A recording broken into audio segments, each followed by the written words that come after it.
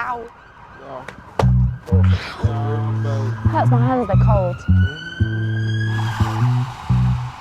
Well, the way it started was just open mics, and then we wanted to take it to the next step and get gigs. A lot of places were not getting back to us, basically. So we spent a long time doing really small shows in and around Sussex, mainly Brighton. And then it just escalated into London and around the country and stuff. It was quite a slow process, but a good one. You've built up a good reputation.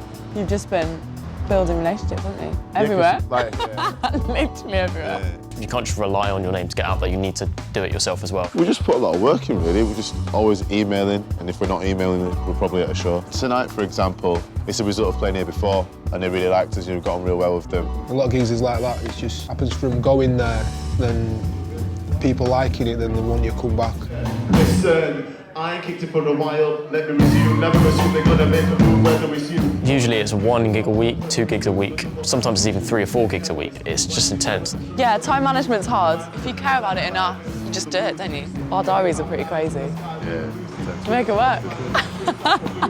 When it comes to sort of advertising or just promoting a gig, social media is like the main force for that, really. We played in Spain this year, and it was total opposite in the Malaga. People, it was all through word of mouth and flyers and stuff, which was really, really nice, and it felt like, you know, how it was done many years ago. But then it just made us realise how important social media is on our home turf, essentially.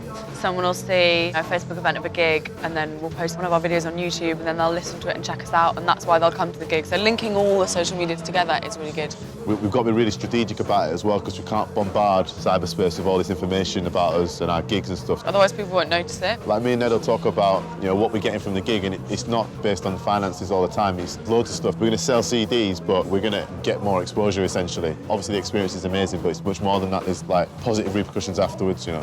Sometimes I get nervous, not all the time, but when I do, I just remind myself that this is what I want to do, you know. These nerves are positive, but this is, you know, we're supposed to be here. I definitely think I perform best when I'm nervous. It brings this weird energy that makes you go a bit crazy. It's good.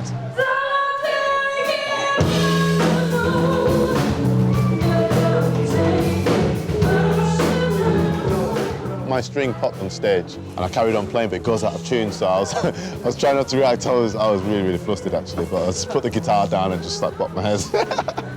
The whole set list is based on making sure it's a good show, you know, not just a good set, a good event, you know, a good show. You know. I'm trying to make sure people go away thinking, yo, it was real nice, that. It took me a long time, actually, a couple of years to realise that people don't necessarily show their appreciation for music by dancing all the time. There was a lot of people in the crowd who were just watching, and we just think that's a better response in a way. If the crowd aren't engaged for whatever reason, which does happen, not to let that be defining. Every now and then you get a gig where at the beginning the crowd are just sort of preoccupied doing other things, and then, you know, everyone's just chatting and stuff. And then you might feel, oh, you know, no one's even on this. And we're just enjoying it as if no one's there. Next thing you know, you look up and it's like, oh, you guys are vibing. Cool, you know what I mean? Receptive crowd is amazing. I think it's just an energy thing. When you bring the energy, they absorb it. Just performing something that we've created. I love that. That's the motivation for me, you know? I just love it. That's it. There's nothing else to it.